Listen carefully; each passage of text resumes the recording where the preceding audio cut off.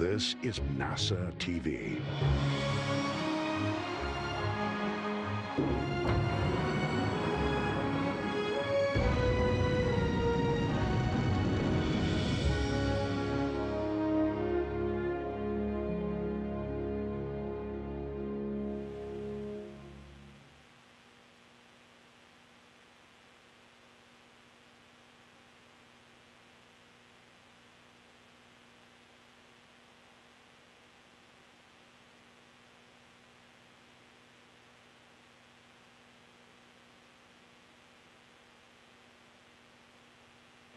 Station Houston on 2, stand by. We're working through some connection issues. We're standing by.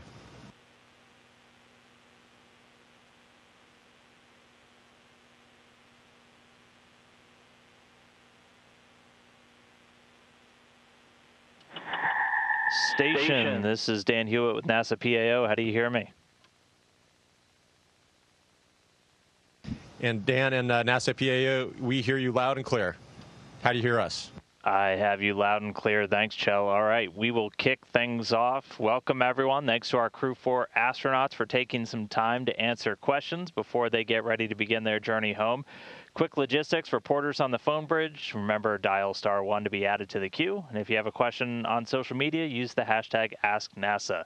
So before we jump in, I'm going to hand it off to Crew 4 Commander Chell Lindgren of NASA for some quick opening comments. Take it away, Chell. Thank you so much, Dan.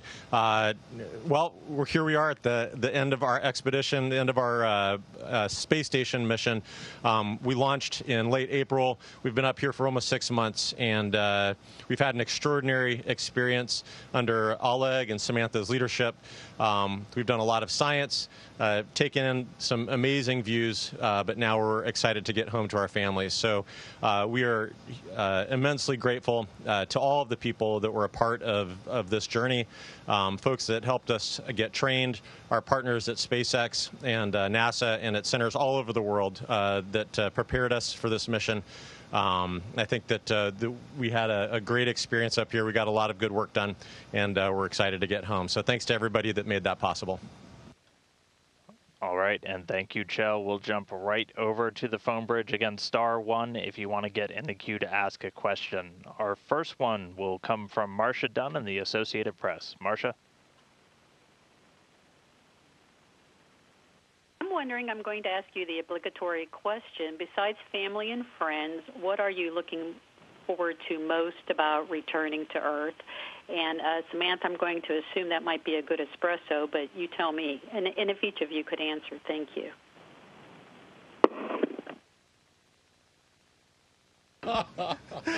I think you hit the nail on the head for most of the crew on the espressos anyway.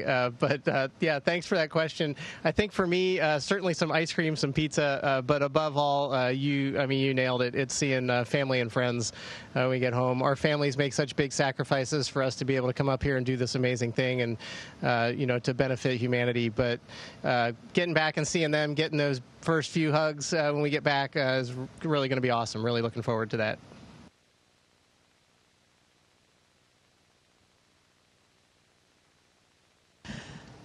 I'd say besides family and friends and a good shower, I certainly look forward to the opportunity of spending time in nature and just enjoying all the sensations that a natural environment provides that I think are so important for our emotional well-being.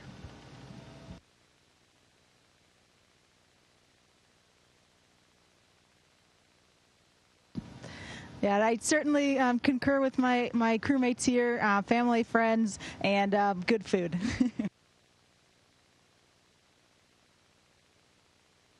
And I'll join in probably a cold drink with ice in it, drinking from a glass or a mug, and some great coffee. Ice cream sounds really good. I'm actually taking notes from everybody here because it all sounds really great. But definitely looking forward to getting back home, getting back to our families, and just relaxing with everybody there.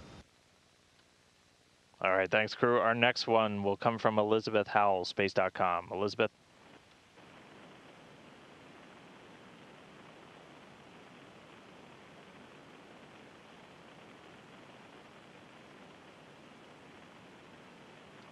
All right, sounds like we might have lost Elizabeth. We'll jump now to Bill Harwood with CBS News. Bill?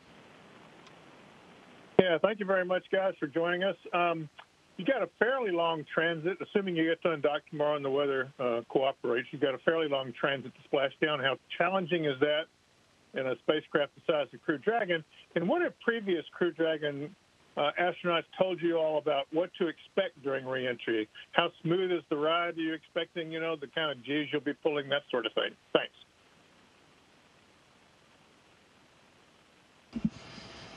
I think that, thank you for the question. It sounds like maybe we'll have up to 20 hours and during phasing to get back home for reentry. I think that we're all kind of looking forward to it. It is definitely a smaller volume than we're used to here up on station, but we had about a 17-hour transit on our way up here. Everything was very new. For two of our crew, we were new to weightlessness. Now I think we've got a lot of experience in here, experience with weightlessness and living and working in space. And so to be back in that homey Crew Dragon volume, I think is going to actually be a lot of fun. And we're going to soak in, it's an opportunity, kind of a bonus opportunity to soak in the amazing views of the Earth as we're ready to get home.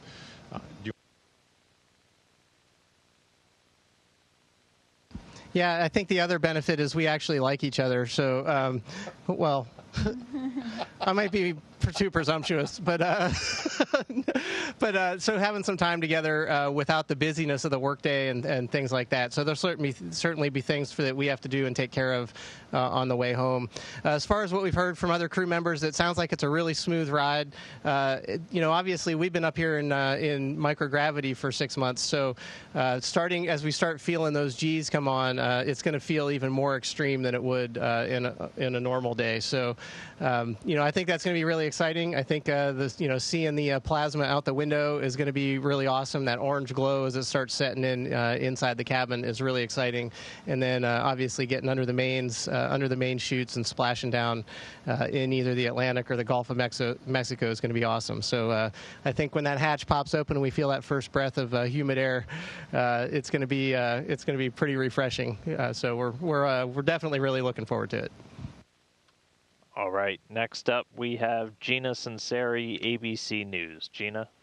This is for Bob Hines. Bob, what things surprised you about your stay on the space station? What's the memory or the view that you're going to take back with you as most precious?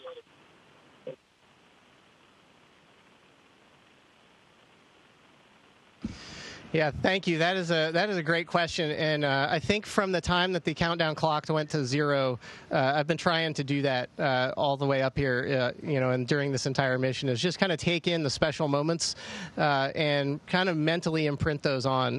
The entire launch process and experience was one of those. Just that whole experience of coming off the pad, the acceleration, the immediate stop of the engines at staging, and then the gradual, absolutely insane acceleration to orbital speed, and then the instantaneous cutoff and we're in weightlessness. That whole experience is one of them. The other one is just the experience of looking out the cupola, especially getting to do it with my crewmates and sitting there and looking out the window and, picking Waddy's brain on geology on what the heck am I looking at when I look out the window and what happened and what causes that. But those are some of the really, really special times. Looking at, watching sunsets, seeing the aurora. We've had some spectacular auroras since we've been up here.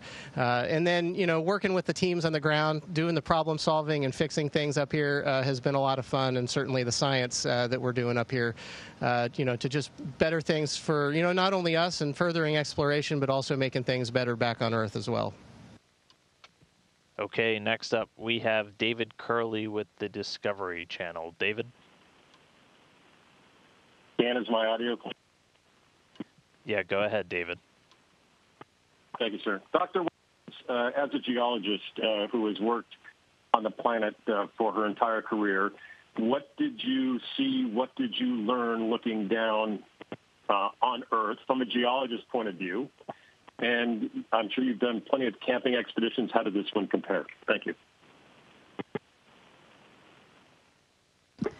Yeah, absolutely. Thank you for the question. And yeah, so you mentioned that I am a geologist and spent most of my career working on the planet, but actually most of my research was on a different planet. So I have done most of my research and professional work looking at the geology of Mars. And we're able to use Earth as an analog to be able to actually go out to field sites, do some of the camping that you're talking about, and really get our hands on the rocks, and then be able to apply those principles and fundamental concepts to what we are able to observe about the surface of Mars.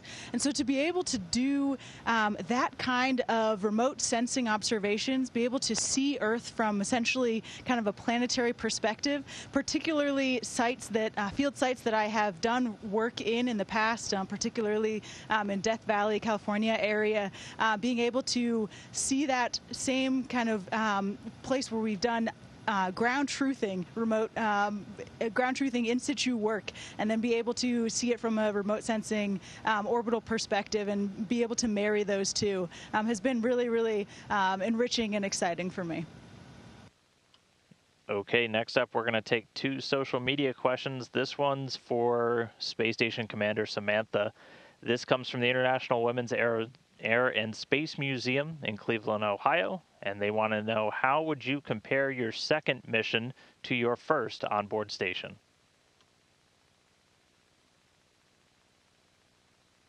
Well, first of all, hello to the friends in Cleveland, and I would say the first time the experience especially at the beginning, feels quite overwhelming in terms of emotions that you feel, in terms of things that you learn, in terms of physical impressions. And so for me, looking back to my first space flight, it was sometimes a little bit of a blur in my memory. It felt, especially those first few weeks, felt confused in my memory. And I think that coming back for a second time, what I was really looking forward to, and I think that's also what happened, is the opportunity of living the experience again, but with, the experience of the first space flight, and so the ability of noticing many more details, committing them to memory, savoring every detail, every experience. And also, I have to say, it's been amazing to watch and relive my experience as a first-time flighter through, first Wadian Farmer, and then more recently, the other first-time flyers that joined us on board. And just reliving through them the excitement and also, if you want, the awkwardness of those first few days and weeks. And so, in a way, elaborate that experience from back then for myself as well. All right, this next one comes from Eric on Twitter. This is for any crew member. What is the thing you'll miss the most about being in microgravity?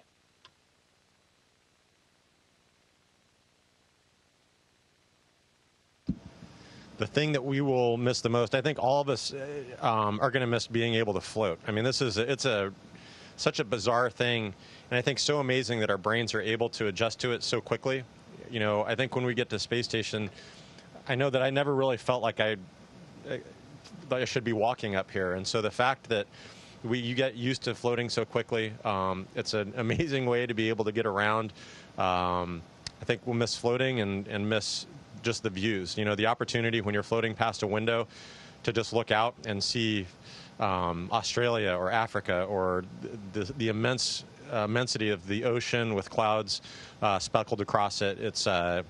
And it just freezes you, and you just want to you stare at it for a little while and just try to comprehend it. And I think we're all going to miss that. Okay, going back to our phone bridge now, we'll go to Russell Pounds with Pacific Rim Media. Russell? Good morning. I'm calling from Alaska today, and this is for Dr. Lynn. And my question is about medical research. Is there an experiment you worked on during this mission that you think may be of most benefit or most interesting to those of us back here on Earth? Thanks. Thank you for that question. I think that's one of the really remarkable things about the space station is that it is not just dedicated to a single line of science, but is, we have combustion science, basic science, physics, astrophysics, and we're doing biological or medical research up here as well, and really a whole suite of it. Some of the experiments that I really enjoyed working on and am particularly interested in are, we had a project on immunosenescence, so really looking at the aging process of immune cells to better understand the immune system dysfunction that we see in astronauts here on orbit. So we see some immune hyperactivity and some immune system depression. And so truly understanding that at the cellular level, that was a lot of fun to participate in, to be a part of, and to conduct that research up here for the amazing team back on the Earth. We've had other projects that are using electron microscopes. We are the subjects of a lot of studies as well, and so it's really interesting, and we're very hopeful that a lot of that leads to improvements in diagnosis and therapeutics back on Earth. Okay, next up on our phone bridge, we have Mark Carreau with Aviation Week and Space Technology. Mark? Thank you. My question's for Dr. Lindgren and Samantha Christodoulou. Each of you flew on the space station previously, and I wonder how you might describe or assess the structural integrity and day-to-day function of the station at this point.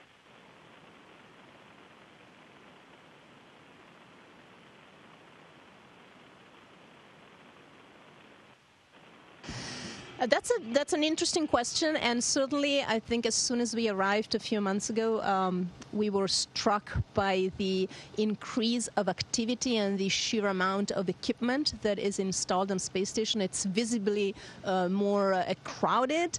If you just look at it and you don't know what's going on, it seems like a lot of clutter, but that clutter really stands for additional equipment that has been installed. So in terms of science, there's a lot more investigation opportunities on board now than there were 7 years ago. I think Chell already mentioned the scanning electron microscope. We've got 3D printers. We've got all kinds of facilities, either to gather samples and data for further analysis on the ground, but also for analysis and measurements on orbit. And that was very much less the case 7 years ago.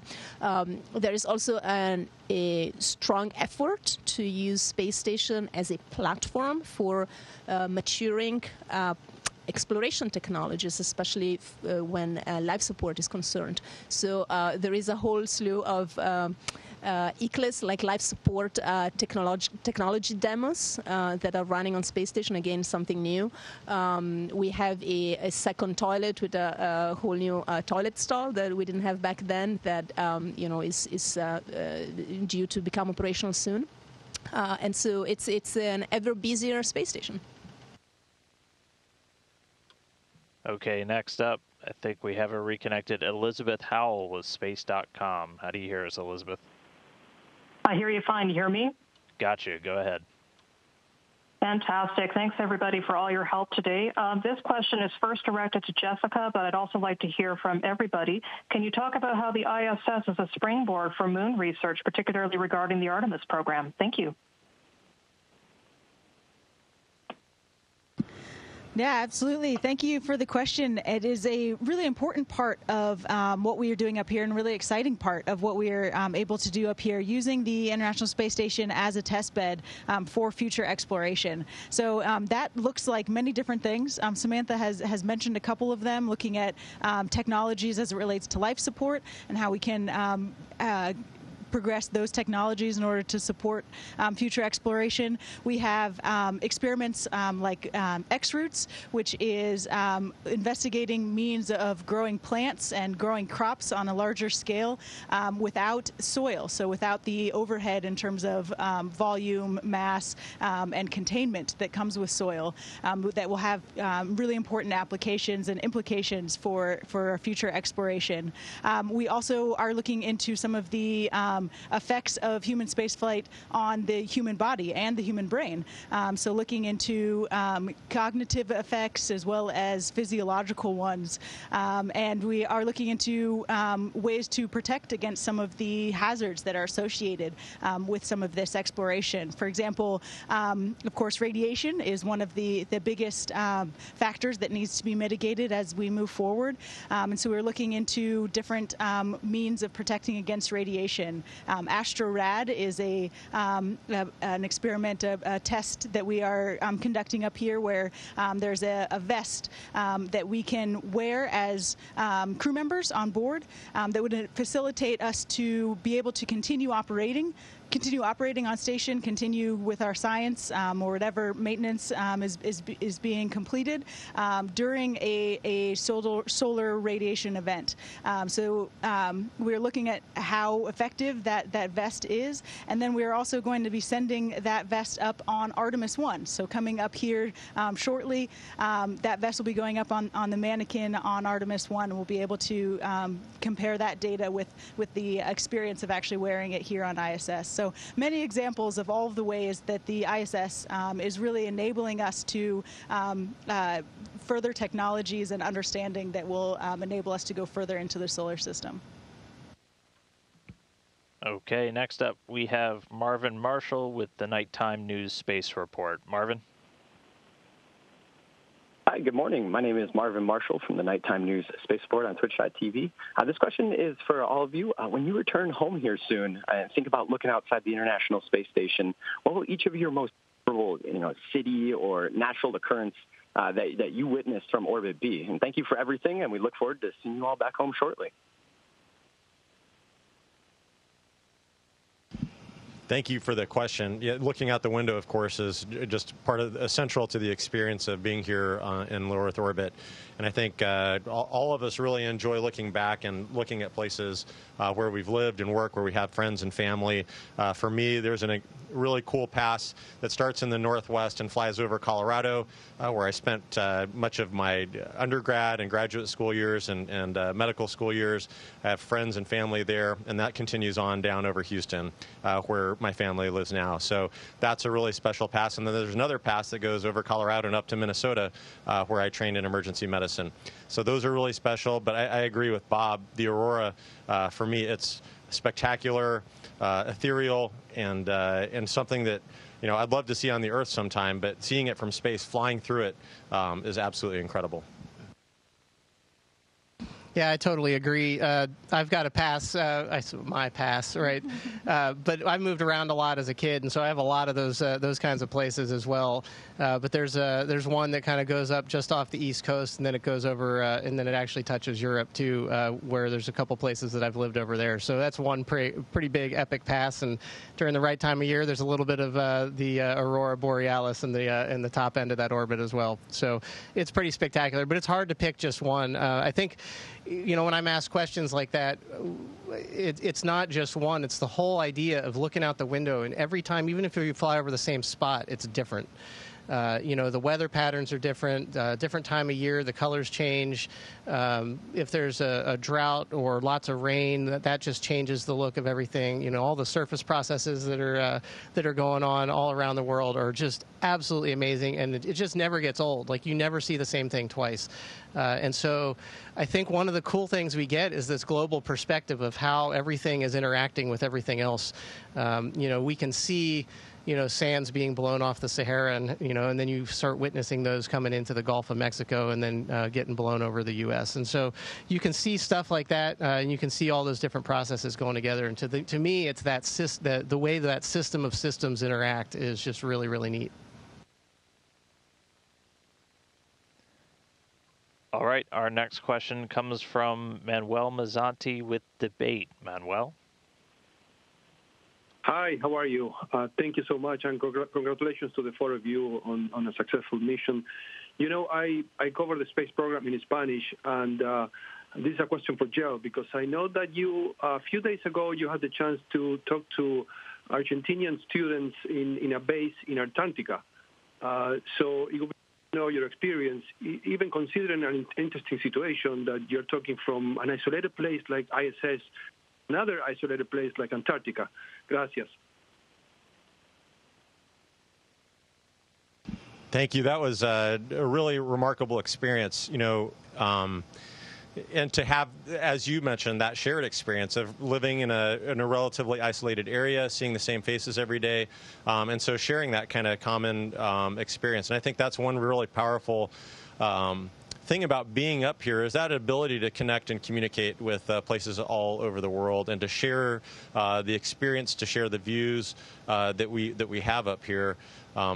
It is absolutely amazing seeing the space station, getting to live and work here. An absolute privilege to be a part of this team that has joined countries and nations all over the world to build this remarkable orbital platform and to see what we're able to do as an international community working towards towards peaceful means and what we are able to accomplish. And to be able to share that, demonstrate that to the world, I think is very powerful. And being able to communicate with students not just in a different country or continent, but in Antarctica, in an Antarctic base, was a really special experience for me, and I hope the students had a great time with it as well. Okay, getting towards the end of our window, we've got time for a couple more. We'll go to Sophie Sanchez with Cosmics Chicago. Sophie? Good morning from Chicago. Last month, Samantha, you shared a video about edible insects, and it opened a lot of conversation about food sustainability here on Earth and in space. I was wondering if you can share what future space food tech you're working on in the space station that you're surprised by. And Jessica, you mentioned X roots. Have you found space gardening easier or harder in space than it was here on Earth? Thank you.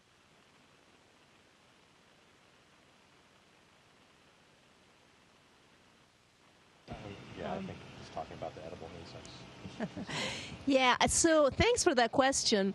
Yeah, I shared that video about edible insects because one of the topics that I really wanted to communicate about from this very unique vantage point of the space station is the topic of biodiversity, landscape conservation, and how that connects with food security, which is obviously an important topic on Earth. I see here on space station as well, right? When our cargo vehicles get delayed, food security all of a sudden becomes a topic also for crews on the International Space Station. But certainly overall for our spaceship Earth and our 7 billion person crew on our spaceship Earth, that's an important topic. And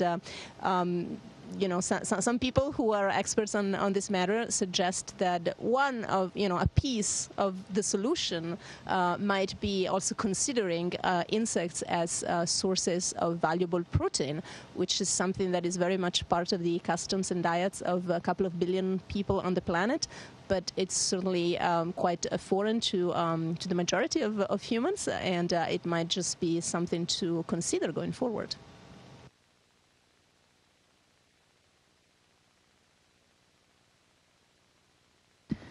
And to answer your question about space gardening, I have set a pretty low bar in terms of my gardening capabilities on Earth.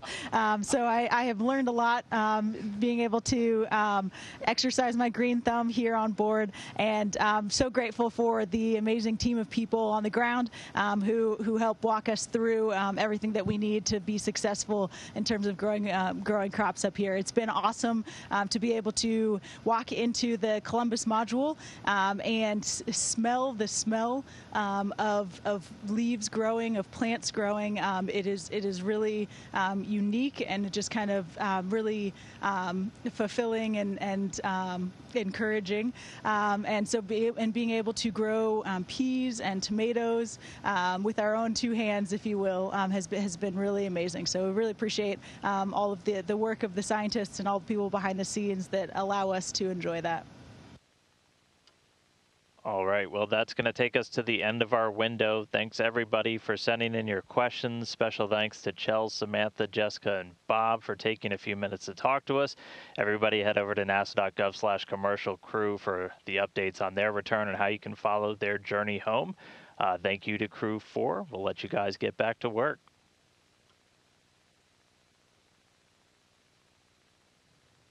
Station, this is Houston ACR. That concludes the event. Thank you to all media participants. station. We are now resuming operational audio communications.